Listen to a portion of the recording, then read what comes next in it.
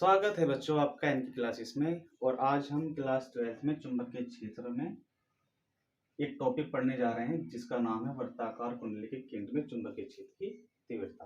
ठीक है, इसके लास्ट वीडियो में हमने चुंबकीय क्षेत्र के विषय में पढ़ा था जिसमें हमने बायोसेट का नियम भी पढ़ा था। और आज हम उसी बायोसेट के नियम का उपयोग करके हम कुंडली के केंद्र पर चुंबकीय क्षेत्र की तीव्रता ज्ञात करेंगे। ठीक है, इसके लिए हमें क्या करना होगा, तो हम ये मान के चलते हैं कि हमारे पास आर त्रिज्या का एक वृत्ताकार कुंडली है। ठीक है, जैसे कि चित्र में दिखाई दे रहा है, जिसमें आई धारा बह रही है और इसका केंद्र बिंदु है ओ। इस ओ बिंदु से हमने आर दूरी पर एक लंबाई डेल एल लिया है, यानी एक खंड लिया है डेल एल, बहुत छोटी सी लंबाई है डेल एल। ठीक है, तो इस पर हमें क्या निकालना है, वैद्युत क्षेत्र की तीव्रता, अर्थात भाई इसका बी का मान क्या होगा, क्योंकि वैद्युत क्षेत्र नहीं चुंबकीय क्षेत्र है, तो चुंबकीय क्षेत्र की तीव्रता निकालनी है, यानी वेक्टर बी का मान निकालना है। ठीक है, तो ये हम निकालेंगे बायोसेट के नियम से। कैसे निकालेंगे, तो आ जाइए इधर। हम जानते हैं बिनाउ बायोसेवर्ट का जो नियम हमने पढ़ा था उसमें एक फॉर्मूला आया था बायोसेवर्ट के नियम से। क्या नियम था कि जो वेक्टर डी बी यानी चुंबकीय क्षेत्र का जो मान है वो हमारा होता था mu 0/4 I del L sine theta upon जो इसकी बीच की दूरी है यानी आर स्क्वायर। ठीक है, ये जो फॉर्मूला था वो बायोसेवर्ट ने दिया था, इसी का उपयोग हम इसमें वृत्ताकार कुंडली के उसमें करने जा रहे हैं। ठीक है, तो देखिए इसमें हमें आई तो पता है, भाई आई धारा बह रही है। ठीक है, डेल एल हमने छोटा सा जो खंड लिया है उसकी लंबाई डेल एल, ये भी ठीक है। अब हमें थीटा का मान चाहिए, साइन थीटा, यानी थीटा की वैल्यू कितनी होगी। तो थीटा के लिए यहाँ पर देखिए जो हमने डेल एल लिया है और इससे जो ये ओ बिंदु जा रहा है, ठीक है, इसके बीच में जो कोण बन रहा है वो आपका हमेशा 90 डिग्री होगा। कितना कोण होगा, मैं लिख देता हूँ यहाँ पे थीटा इक्वल टू 90 डिग्री। ठीक, तो थीटा की जो वैल्यू है अब हम यहाँ पे क्या रखने जा रहे हैं, 90 डिग्री। ठीक है, तो म्यू 0/4 ये हो जाएगा आपका आई डेल एल और साइन थीटा की जगह हमने रख दिया 90 और upon R square. R square यहाँ भी वही है आपकी जो डिस्टेंस, अगर यहाँ पर आप आर की जगह ए लेते हैं या एक्स लेते हैं तो यहाँ पे भी उसी के अनुसार चेंज हो जाएगा क्योंकि दूरी है ये। ठीक है, अब इसमें साइन 90 का मान रखते हैं। साइन 90 का मान होता है हमारे पास 1, तो हमारे पास फॉर्मूला क्या बच गया, I del L upon R square. ठीक है, और साइन 90 की जगह हमने इसका मान रख दिया 1। अब 1 की मल्टीप्लाई करेंगे तो ये रहेगा। तो ये तो हमारे पास फॉर्मूला आया एक छोटे से डेल एल के लिए, खंड के लिए जो चुंबकीय क्षेत्र का मान है। लेकिन हमें तो पूरी कुंडली के लिए निकालना है, तो इसके लिए हम क्या करेंगे, इसके लिए हमारे पास एक साधन है जिसको हम कहते हैं समाकलन करना। ठीक है, देखिए ये डिफरेंशियल रूप में है यानी अवकलन रूप में है, तो छोटे खंड के लिए बात हो रही है। इसको अगर हमें बड़ा करना है यानी पूरी कुंडली के लिए निकालना है तो हम क्या करेंगे, इसका समाकलन कर देते हैं सीधा। ठीक है, तो समीकरण 1 का समाकलन कर दीजिए। समाकलन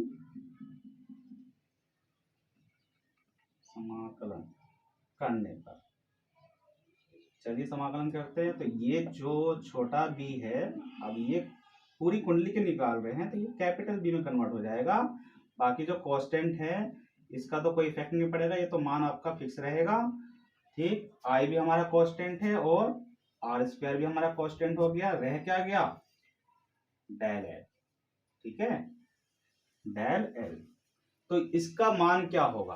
ठीक, देखिए इसे कौन सा कहते हैं, रेखीय समाकलन कहते हैं। जहां पर ये थीटा जैसा बन जाता है ना, इसको रेखीय समाकलन कहते हैं। इसका मतलब क्या है कि जो ये डेल एल आया है इसको हम खंड खंड करके अगर जोड़ दें ये पूरा का पूरा एक सर्कल बन जाएगा। और सर्कल का जो परिधि है सर्कमफ्रेंस, उसका मान कितना होता है ये आपको पता होना चाहिए। तो मैं इसका मान लिखने जा रहा हूं, चलिए मैं यही लिख देता हूं,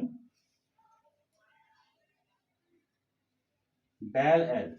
इसका अर्थ है कि छोटे छोटे खंडों को जोड़ दीजिए तो ये आपका सर्कमफ्रेंस बन जाएगा सर्कल का, जिसका फॉर्मूला होता है 2πr। तो मैं अब इसका मान 2πr रखने जा रहा हूं। ठीक है, तो आप इसको एक बार नोट कर लें। चलिए, अब जो ये मान आया है समीकरण 1 में रखते हैं, ठीक है। तो मैं समीकरण 1 तक इसको इरेज कर देता हूं।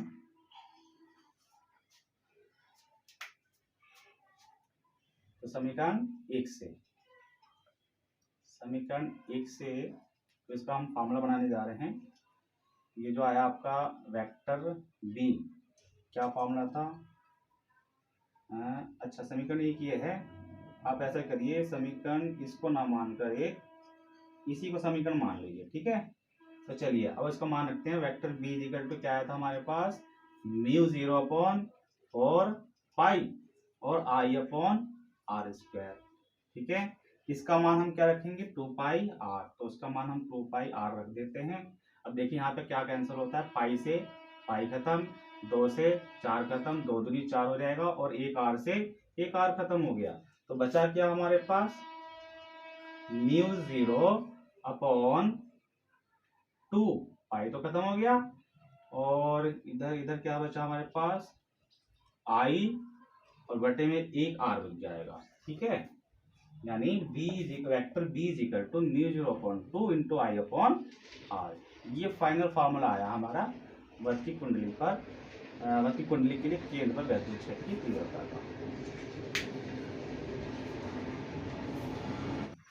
अब हम निकालते हैं वर्ताकार कुंडली के अक्ष पर चुंबकीय क्षेत्र की तीव्रता, ठीक है। देखिए ये वर्ताकार कुंडली लिया हमने, ठीक, और इसके सेंटर पॉइंट यानी इस बिंदु O से एक्स एक्सिस में एक बिंदु P लिया जो x दूरी पर है, ठीक है। अब हमें P बिंदु पर इस पूरी कुंडली के कारण चुंबकीय क्षेत्र की तीव्रता निकालनी है, ठीक। तो इसके लिए हम क्या करेंगे? वही काम करना है। इसमें हमने डेल L लंबाई लिया, एक छोटा सा अवयव लिया लंबाई का, ठीक। जितना ऊपर लिया उतना ही हम नीचे ले लेंगे डेल L, और इस बिंदु को P बिंदु से मिला देंगे, ठीक है। अब इस पहले तो हम इसका मान ही निकाल लेते हैं सीधा। भाई यहाँ से यहाँ तक की दूरी कितनी होगी? तो देखिए इसका रेडियस तो है a और यहाँ से P तक की दूरी है x, और ये त्रिभुज बन गया आपका समकोण। तो समकोण त्रिभुज में फॉर्मूला लगता है पाइथागोरस का, जिसके अनुसार इसका जो कर्ण होगा वो लंब का स्क्वायर यानी a square plus x square यानी आधार का स्क्वायर हो जाएगा। इसके ऊपर अंडर चढ़ा दीजिए। तो ये जो मान आया वो हमने पाइथागोरस प्रमेय से निकाल लिया, ठीक है। पाइथागोरस प्रमेय क्या है? लंब स्क्वायर प्लस आधार स्क्वायर और पूरे का अंडर कर दो तो तीसरी भुजा यानी कर्ण निकल कर आ जाता है।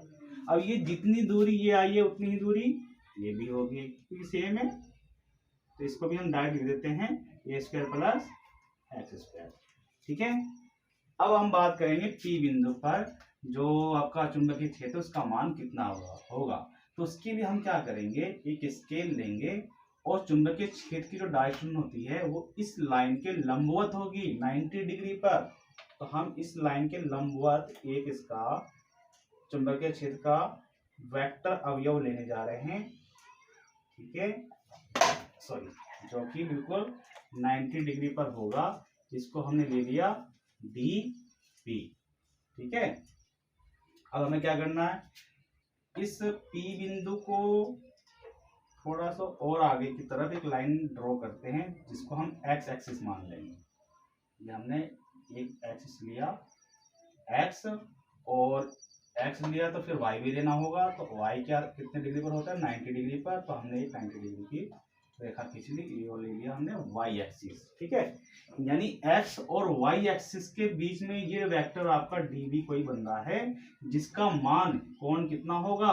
तो जितना कोण ये है उतना ही कोण ये भी होगा, ठीक। अब कहोगे ये कैसे हुआ जी? तो इसको समझने के लिए हम थोड़ा सा अलग से चलते हैं। देखिए ये y एक्सिस दिख रहा है और ये x एक्सिस कितने डिग्री का कोण है? 90। ये बात ठीक है। इसके बाद जो ये वाली लाइन जा रही है डेल L से P तक की लाइन, और ये जो DB जा रही है ये भी तो 90 डिग्री है, ठीक, क्योंकि DB जो है वो हमेशा इस लाइन से 90 डिग्री कोण पर ही बनेगा। तो ये कोण भी 90 डिग्री का हो गया। अब बात करते हैं हम इतने कोण की। ये जो बीच वाला भाग है ये कोण कितना होगा? तो पूरा कोण तो 90 है और इतना कोण है 5, तो ये कोण कितना होगा? 90 माइनस 5। ये बात समझ में आई? 90 माइनस 5। तो अब हमें ये कोण भी पता चल गया बीच वाला, ठीक है, इस रेखा के और y रेखा के बीच का कोण हमें पता चल गया 90 माइनस 5। अब हम आगे बढ़ते हैं, हमें चाहिए इतना कोण y एक्सिस के आगे वाला, ये कोण 5 कैसे आया, ठीक है, मैं 5 को यहाँ से मिटा देता हूँ, कैसे आया पहले ये निकाल लेते हैं भाई। हमें ये कोण कितना आया वो पता करना है। तो देखिए कैसे करेंगे, ये पूरा कोण तो है 90, ये वाली लाइन और ये db, ये पूरा कोण है 90 और इतना कोण कितना है 90 माइनस 5। तो हम क्या करते हैं, इस 90 में से माइनस कर देते हैं 90 माइनस 5। तो कितना मान आएगा, 90 माइनस का 90 और माइनस माइनस प्लस का 5, तो 90 से तो 90 खत्म, मान क्या आया 5। इसीलिए कहते हैं कि इसका डायरेक्ट मान हमने 5 ही रख दिया, जितना कोण यहाँ बनेगा उतना ही कोण यहाँ बनेगा। ये चीज समझ में आया आपको? अब हम आगे चलते हैं, चलिए इसको मैं मिटा देता हूँ, इसकी जरूरत नहीं है कि समझने के लिए था, ये भी आपको समझने के लिए था, ठीक है, सीधी सी बात है, जितना कोण यहाँ बनेगा उतना ही कोण यहाँ बनेगा y का, ठीक है। यही प्रोसेस सेम हमें नीचे करना है, लेकिन उससे पहले हम एक काम और करते हैं, इस db को सदिश घटक के रूप में लिख लेते हैं। तो जहां से कोण बनता है वो घटक आपका कोस होता है, यानी ये हो जाएगा db cos 5 और दूसरा घटक ये हो जाएगा आपका db sin 5, ठीक है, वेक्टर लगा दीजिएगा इसके लिए। तो ये जो है आपके db के दो घटक हो गए साइन और कोस में, ठीक। अब यही क्रिया हमें नीचे की साइड से लेना है, ये तो आपका ऊपर वाली साइड से हो गया, ठीक है, ऊपर वाली साइड का डायग्राम बन गया, और यही प्रोसीजर हम नीचे वाली साइड के लिए इस वाली लाइन के अकॉर्डिंग करेंगे, जो यहाँ से हमने डेल एल और पी लिया था। तो हम क्या करेंगे, यहाँ भी 90 डिग्री से जाती हुई एक लाइन खींचेंगे जो वेक्टर db को रिप्रेजेंट करेगा। तो लीजिए ये कोण, ये लाइन जो है वो आपका वेक्टर db होगा, और चूंकि ये कोण फाई है तो ये कोण भी तो फाई ही होगा, बिल्कुल होगा भाई। जितना कोण हमने ऊपर में लिया था ठीक उतना ही कोण नीचे भी अपने आप ही आएगा, क्योंकि ये लाइन डेल एल वाली जो है वो कहीं आगे पीछे शिफ्ट तो हो नहीं रही है, एक ही एक्सिस पर है, तो इसका जो कोण बनेगा वो भी आपका सेम बनेगा।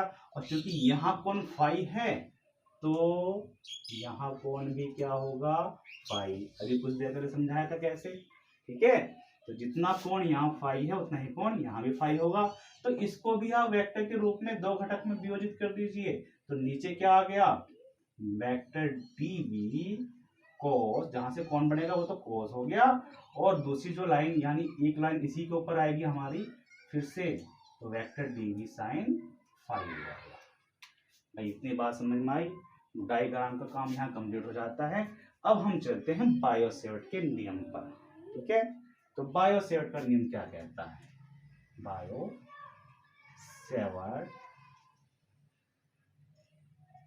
के नियम से क्या फॉर्मूला आया था बायो-सेवर्ट का, db = μ0/4 पाई इंटू आई, ये जो धारा है उसको हमने आई लिया था, into del L, del L के लिए निकाल रहे हैं, छोटे से एक खंड के रूप में निकाल रहे हैं लंबाई के, इंटू साइन थीटा, और अपॉन में क्या आएगा, दूरी। दूरी कौन सी लोगे, देखो बहुत से बच्चे क्या करते हैं यहाँ से यहाँ तक की दूरी ले लेंगे, नहीं, हमें डेल एल से और पी के लिए निकाल रहे हैं, इससे इसके लिए निकाल रहे हैं, तो हमें दूरी भी यही लेना होगा। ये जो कर्ण है किसका मान है, अंडर रूट कितना, a² प्लस x², ये हो जाएगा under root a² plus x²। जो फॉर्मूला था बायो-सेवर्ट का उसमें कहते थे कि दूरी का स्क्वायर कर दो, तो हम क्या करेंगे, इसका भी स्क्वायर करेंगे, और जब इसका स्क्वायर करेंगे तो क्या हो जाएगा, ये अंडर रूट समाप्त हो जाएगा। तो हम एक काम ना करें, सीधा अंडर रूट को हटा ही देते हैं, तो ये हमें चढ़ाने की जरूरत ही नहीं है, यानी सीधा मान आ गया a² प्लस x²। बात समझ में आई, यानी जो दूरी का स्क्वायर था उसके कारण अंडर रूट हट गया और हमारे पास क्या बचा, a² प्लस x², ठीक। अब इसमें हमें क्या चाहिए, देखिए आई डेल एल μ0/4 पाई, ये तो ठीक है। अब हमें थीटा की वैल्यू निकालनी पड़ेगी। भाई थीटा का मान कहाँ से निकालें, तो थीटा का मान डेल एल से निकलेगा, और इसके लंबवत जो आपका ए है, तो देखिए ये दोनों एक दूसरे के बिल्कुल परपेंडिकुलर होंगे 90 डिग्री पर, मतलब बोर्ड की साइड में देखिए जैसा ये मार्कर रखा हुआ है इसकी, और ये जो आपके लिए है लंबाई, सॉरी कौन सी लंबाई ले रहे हैं हम, डेल एल, अच्छा ये वाली लंबाई, तो डेल एल और जो पी लंबाई है इसके सम्मुख ये आपका जो है कुछ इस तरह से दिखाई देगा, और ये कोण कितने डिग्री का बनना है, तो 90 डिग्री का, अर्थात थीटा की जो वैल्यू है वो आपको क्या रखनी है, 90। पहले भी 90 रखी थी और अब भी हमें 90 रखना है। जब हमने केंद्र पर निकाला था वहां भी थीटा का मान 90 आया, और इसके लिए भी थीटा का मान 90 ही आएगा, और साइन 90 का मान क्या होता है, 1, तो हमें 1 रखना है। ये हो गया आपका म्यू 0/4 पाई। आगे चलते हैं, आई और इंटू डेल एल, और ये हो जाएगा अपॉन में क्या है दूरी ए स्क्वायर प्लस एक्स स्क्वायर हो गया, और इंटू साइन 90, और साइन 90 की वैल्यू 1। फॉर्मूला फाइनली समीकरण 1 के रूप में बन गया हमारा क्या, म्यू 0/4 पाई आई इंटू डेल एल अपॉन ए स्क्वायर प्लस एक्स स्क्वायर, और साइन 90 का मान 1 की मल्टीप्लाई इसी से करेंगे तो मान इसका यही रहने वाला है, इसका कुछ नहीं बिगड़ेगा, सारी वैल्यू सेम रहेगी, साइन 90 का मान 1 रखने पर। ठीक है भाई, 1 की गुणा करेंगे तो ये तो आएगा। अब ये हमारे पास एक इक्वेशन प्राप्त हुआ डेल एल के कारण P बिंदु पर चुंबकीय क्षेत्र का मान, लेकिन हमें केवल डेल एल के लिए नहीं निकालना, हमें तो पूरी कुंडली के लिए निकालना है। ठीक, तो पूरी कुंडली के लिए हम क्या करेंगे, यानी संपूर्ण कुंडली के लिए इसका क्या करेंगे, समाकलन कर देंगे, रेखीय समाकलन कर देंगे। तो देखो संपूर्ण कुंडली के लिए चुंबकीय क्षेत्र का परिमाण, या सीधा लिखते हैं संपूर्ण कुंडली के लिए परिणामी चुंबकीय क्षेत्र, मार्कर सही नहीं चल रहा है, चुंबकीय क्षेत्र, चलिए इसे भी चेंज करने का टाइम आ गया है। तो संपूर्ण कुंडली के लिए परिणामी चुंबकीय क्षेत्र कितना होगा, तो देखिए जरा यहाँ पर इसके घटक के रूप में आ जाइए, डीबी कॉस थीटा ये ऊपर जा रहा है, डीबी साइन कॉस थीटा ये नीचे जा रहा है, एक दूसरे के प्रभाव को निरस्त कर देंगे, हो गया इसका मान 0।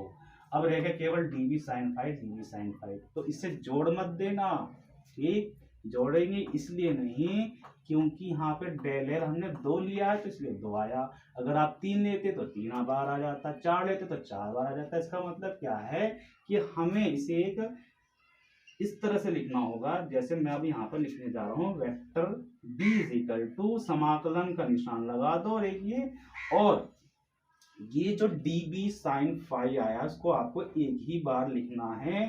ठीक है, हमने इसको जोड़ा इसलिए नहीं क्योंकि यहाँ पे हम पहले लगा चुके हैं रेखीय समाकलन, ये कहता है कि भाई जितने खंड लोगे, क्योंकि खंड से मिलकर ही बना है, उतने ही आपके डीबी साइन फाई हो जाएंगे। तो इसका मतलब क्या हो कि हमें डीबी साइन को ऐड और ऐड ही करना है, तो उसको ऐड के रूप में हमने रेखीय समाकलन का निशान लगा दिया।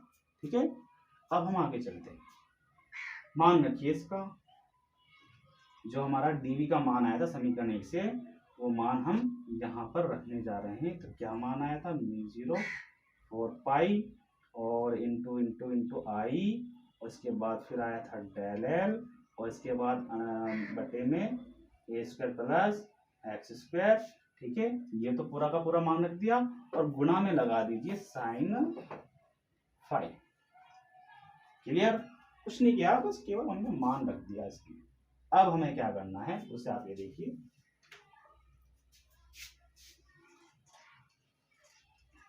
जो कांस्टेंट राशि है उसे तो हम ले लेंगे बाहर, ठीक, और जहां पर दिखे डेल उसको ले लो अंदर।